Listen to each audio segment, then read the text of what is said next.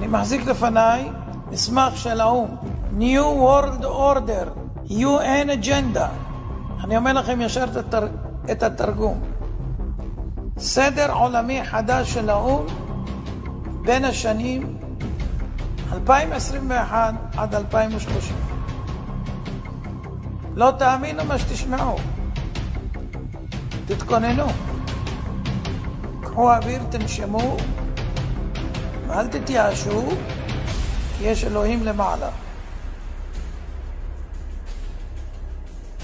דבר ראשון, בין השנים האלה תהיה ממשלה עולמית אחת, מטבע עולמי חסר מזומנים, בנק מרכזי עולמי, צבא עולמי אחד, סוף הריבונות הלאומית, סוף כל הריבונות הלאומית, סוף כל הרכוש בבעלות פרטית, סוף התא המשפחתי, סילוק אוכלוסין, שליטה בגידול האוכלוסייה וצפיפות האוכלוסייה, חובה מרובה בחיסונים, הכנסה בסיסית אוניברסלית, הכוונה משכורת צנע,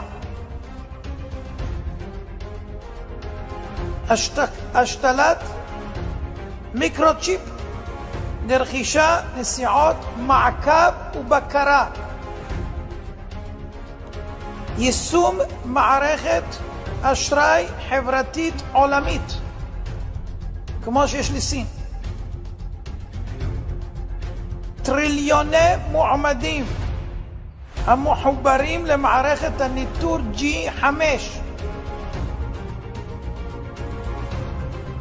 הממשלה תגדל את הילדים, בתי ספר ואוניברסיטאות בבעלות ממשלתית,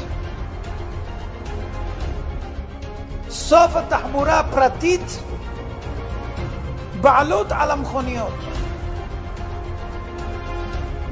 כל העסקים יהיו בבעלות הממשלה, התאגיד,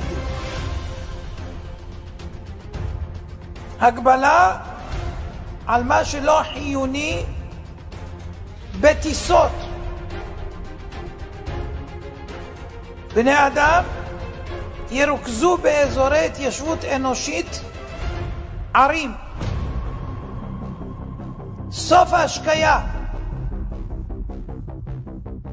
סיום המשק הפרטי החי והמרעה,